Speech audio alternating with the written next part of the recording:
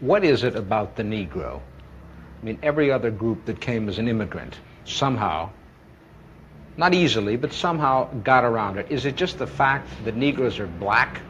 That's a part of it, and that grows out of something else.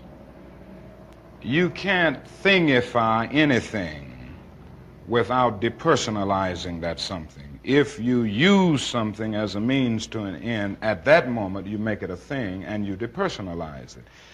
The fact is that the Negro was a slave in this country for 244 years. That was a willful thing that was done. The Negro was brought here in chains, treated in very inhuman fashion, and this led to the thingification of the Negro.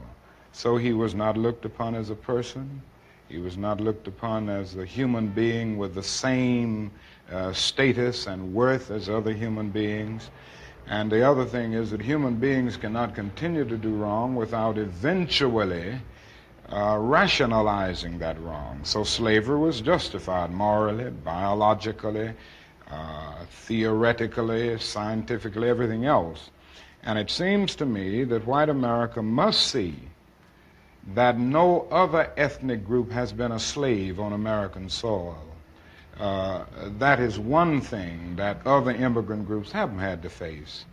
The other thing is that the color became a stigma. American society made the Negro's color a stigma, and that can never be overlooked. So I think these things are absolutely necessary. The other thing is that America freed the slaves in 1863 through the Emancipation Proclamation of Abraham Lincoln, but gave the slaves no land or nothing in reality, and as a matter of fact, to get started on. At the same time, America was giving away millions of acres of land in the West and the Midwest, which meant that there was a willingness to give the white peasants from Europe an economic base.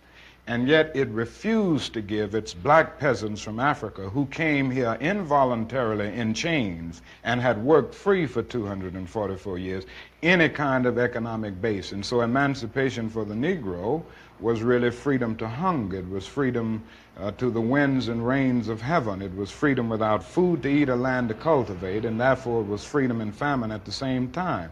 And when white Americans tell the Negro to lift himself by his own bootstraps, they don't look over the legacy of slavery and segregation. I believe we ought to do all we can and seek to lift ourselves by our own bootstraps, but it's a cruel jest to say to a bootless man that he ought to lift himself by his own bootstraps. And many Negroes, by the thousands and millions, have been left bootless as a result of all of these years of oppression and as a result of a society that deliberately made his color a stigma and something worthless and degrading.